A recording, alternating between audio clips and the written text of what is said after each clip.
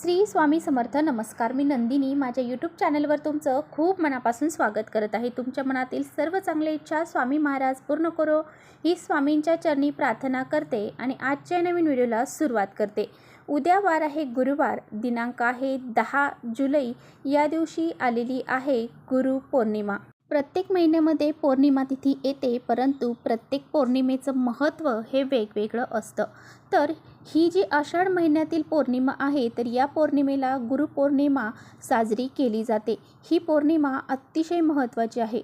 महर्षी व्यास यांचा जन्म या दिवशी झालेला आहे, त्यामुळे या पौर्णिमेला विशेष महत्त्व दिलं जातं. या पौर्णिमेला वेद पौर्णिमा, व्यास पौर्णिमा असंही म्हणतात. गुरुपौर्णिमा हा दिवस आपल्या गुरुबद्दल कृतज्ञता व्यक्त करणे, त्यांचा आदर करणे याविषयी आहे. गुरुपौर्णिमेदिवशी गुरुची पूजा केल्याने आध्यात्मिक प्रगती होते. त्याचबरोबर गुरुचरित्रामध्ये असं सांगितलं गेलेलं आहे की एक वेळेस देव कोपला तर तो गुरु आपल्याला देव कोपला तर वाचू शकतो, परंतु गुरु कोपला तर देवसुद्धा आपल्याला वाचू शकत नाही. इतकं महत्त्व गुरूंना देण्यात आलेलं आहे. म्हणूनच आपल्याला या दिवशी आपल्या गुरूंची सेवा, पूजा, उपासना करायची आहे. त्याचबरोबर काही प्रभावी उपाय देखील करायचे आहे. आजच्या व्हिडिओमध्ये मी तुम्हाला अतिशय प्रभावशाली उपाय सांगणार आहे. आपल्याला अन्नपूर्णा देवीला ही एक वस्तू अर्पण करायची आहे. ही एक वस्तू गुरुपौर्णिमेच्या दिवशी जर आपण अन्नपूर्णा मातेला अर्पण केली तर एका रात्रीत आयुष्याचं सोनं होऊन जाईल. त्याचबरोबर 33 वर्ष धनधान्य, संपत्ती, पैसा कमी पडणार नाही.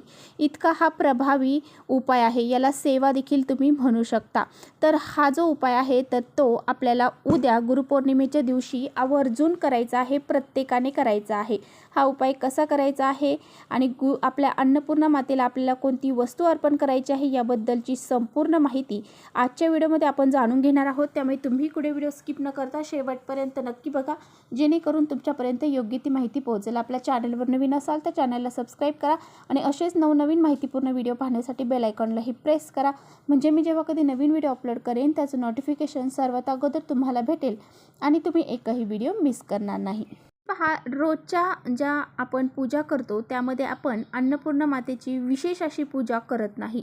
रोजची पूजा करतो, त्यानंतर अन्नपूर्णा मातेची आपण कधीकधी वर्षभर देखील पूजा म्हणजेच त्यांना ज्या काही वस्तू अर्पण करायच्या असतात त्या करत नाही. तिची विशेष अशी कृपा ही आपल्यावरती होण्यासाठी, आपल्या घरामध्ये धनधान्याचा साठा हा पुरण्यासाठी, त्याचबरोबर आपल्या घरामध्ये संपत्ती, पैसा हा कमी पडणार नाही यासाठी अन्नपूर्णा मातेची पूजा, सेवा, उपाय हे आपल्याला प्रत्येक पौर्णिमेला करायचे असतात. प्रत्येक पौर्णिमेला आपल्याकडून हा उपाय झालाच पाहिजे. अन्नपूर्णा ही देवी माता पार्वतीचं दुसरं रूप मानलं जातं. त्यावेळेस आपण अन्नपूर्णा मातेला ह्या वस्तू अर्पण करतो त्यावेळेस माता लक्ष्मी ही आपल्यावरती प्रसन्न होते आणि अन्नपूर्णा माता ही देखील आपल्यावरती प्रसन्न होते. अन्नपूर्णा मातेला जर आपण ह्या वस्तू अर्पण केल्या तर अन्नपूर्णा माता ही आपल्या घरावरती कधीही धान्याची कमतरता पडू देत नाही.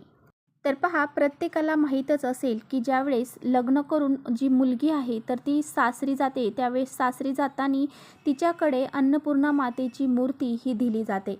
कारण ती मूर्ती दिल्यामुळं तिच्या घरामध्ये सुद्धा कधीही धनधान्याची कमतरता पडू नये, तिच्यामध्ये अन्नपूर्णा वास करावी, घरामध्ये धनधान्य जे आहे ते वाया जाऊ नये.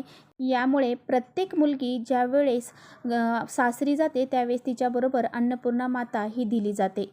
तर पहा, ज्यावेळेस आपल्या घरातून अति अन्न जे आहे तर ते वाया जात असेल, खाल्लेल्या अन्नातून बाधा होत असेल किंवा आपण कष्ट मेहनत करतो त्यात ते जर तुम्हाला पुरेसं पुरत नसेल, धनधान्य कमी पडत असेल, तर तुमच्या घरामध्ये तुम्हाला अन्नपूर्णा मातेची सेवा, पूजा, उपासना ही करायची आहे. तर पहा, आपल्याला हा उपाय करण्यासाठी सकाळी लवकर उठायचं आहे, स्नान करायचं आहे, स्वच्छ कपडे परिधान करायचे आहेत आणि देवघरातील देवांची पूजा करून घ्यायची आहे. स्वामींची फोटो असेल किंवा मूर्ती असेल, मूर्तीवरती अभिषेक करायचा आहे, फोटो असेल तर पुसून घ्यायचा आहे आणि घरामध्ये छानपैकी अशी त्यांची पूजा मांडणी करायची आहे. त्यांना आवडणाऱ्या वस्तू तुम्हाला अर्पण करायच्या आहे. हिनं अत्तर त्यांना लावायचं आहे, पिवळ्या कलरची फुलं अर्पण करायची आहेत, बेसन किंवा घेवड्याच्या शेंगाची भाजी जी आहे तर त्यांना पसंत आहे तर ती तुम्हाला त्यांना त्या दिवशी दिवशी नैवेद्य म्हणून दाखवायचे आहे। जे तुमच्या यथाशक्तीनुसार असेल ते करायचं आहे आणि त्यानंतर तुम्हाला घरामध्ये अन्नपूर्णा मातेसाठी हा उपाय करायचा आहे।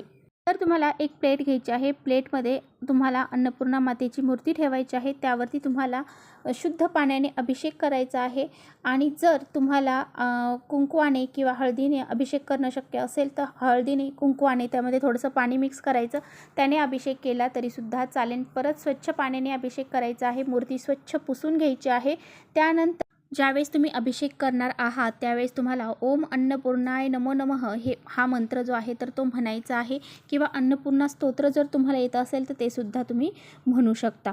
अशा पद्धतीने तुम्हाला करायचं आहे। त्यानंतर तुम्हाला एका वाटीमध्ये तांदूळ घ्यायचे आहेत। ते तांदूळ तुम्हाला हळद आणि कुंकू टाकून थोडंसं पाणी टाकून ते लाल पिवळे करायचे आहेत आणि हे तुम्हाला अन्नपूर्णा मातेला एका तुम्हाला प्लेटमध्ये किंवा मग वाटीमध्ये ठेवायचं आहे आणि त्या अन्नपूर्णा मातेवरती हे तांदूळ तुम्हाला अर्पण करायचे आहेत। अर्पण करत असताना तुम्ही ओम अन्नपूर्णाय देवी दिव्य नमः या मंत्राचा जप करायचा आहे किंवा अन्नपूर्णा स्तोत्र तुम्हाला येत असेल तर ते तुम्हाला म्हणायचं आहे आणि हे जे तांदूळ आहेत तर ते अर्पण करायचं आहे। ते देवीच्या डोक्यावरती तुम्हाला अर्पण करायचे आहे। तिच्या खांद्यापर्यंत येतील इतके तांदूळ तुम्हाला तिच्यावरती अर्पण करायचे आहेत। त्यानंतर अन्नपूर्णा मातेसमोर तुम्हाला 1 रुपयाचं नाणं ठेवायचं आहे। त्या 1 रुपयाच्या नाण्याला हळद कुंकू लावायचं आहे। जी अन्नपूर्णा माता आहे तिच्या डोक्यावरती सुद्धा तुम्हाला हळद कुंकू लावायचं आहे। यानंतर फुलं अर्पण करायची आहे, धूप अगरबत्ती दाखवायची आहे आणि त्यानंतर तुम्हाला ही मूर्ती तुमच्या स्वयंपाकघरामध्ये घेऊन जायची आहे। जसं प्लेटमध्ये तुम्ही ठेवलेली आहे तिच्यावरती तांदूळ अर्पण केलेले आहेत तसंच तुम्हाला ते घेऊन तुमच्या स्वयंपाकघरामध्ये घेऊन जायचे आहे। मूर्ती तिथे घेऊन गेल्यानंतर तुम्ही तुमच्या किचनमध्ये जर ईशान्य कोपरा असेल तर त्या ईशान्य कोपऱ्यामध्ये तुम्ही ती मूर्ती किचन वाट्यावरती ठेवायची आहे। नाही तर तुम्ही पूर्व पश्चिम दिशा तिची तोंड करून होईल अशा पद्धतीने ठेवायची आहे आणि त्या आपलं जे गॅस आहे तर गॅसच्या शेगडीला सुद्धा तुम्हाला एक स्वास्तिक काढायचं आहे। हळद कुंकू अक्षदा धूप अगरबत्ती त्या स्वास्तिकला दाखवायची आहे आणि ही रात्रभर दिवसभर ही मूर्ती तुम्हाला तुमच्या स्वयंपाकघरामध्येच ठेवायची आहे आणि त्यानंतर दुसऱ्या दिवशी सकाळी उठल्यानंतर स्नान केल्यानंतर त्या मधले जे तांदूळ आहेत तर त्यातले थोडे तांदूळ पक्ष्यांना टाकायचे आहेत, थोडे तांदूळ तुम्हाला तुमच्या साठवणीचे जे तांदूळ आहेत त्यामध्ये टाकायचे आहेत आणि जे उरलेले तांदूळ आहेत तर आपण ज्या वाटीमध्ये अन्नपूर्णा माता ठेवतो त्यामध्ये तुम्हाला हे तांदूळ ठेवून त्यामध्ये अन्नपूर्णा माता ही आपल्या देवघरामध्ये ठेवून द्यायची आहे। जे 1 रुपयाचं नाणं आहे तर ते तुम्हाला तुमच्या पर्समध्ये ठेवायचं आहे। अशा पद्धतीने तुम्हाला हा प्रभावी उपाय जो आहे तर तो करायचा आहे आणि हा जो उपाय आहे तर तो पौर्णिमेच्या दिवशी करण्याला विशेष महत्त्व दिलं जातं। असा उपाय केल्यामुळे ही सेवा केल्यामुळे अन्नपूर्णा माता आपल्यावरती प्रसन्न होते आणि आपल्या घरामध्ये कधीही धनधान्य संपत्ती पैसा हा कमी पडत नाही। तर चला इथेच थांबवते माझा व्हिडिओ थोडा जरी आवडला असेल तर नक्की लाईक करा। चॅनलवर नवीन असाल तर चॅनलला सबस्क्राईब करा। परत भेटूया अशा छानशा व्हिडिओसोबत। तोपर्यंत श्री स्वामी समर्थ।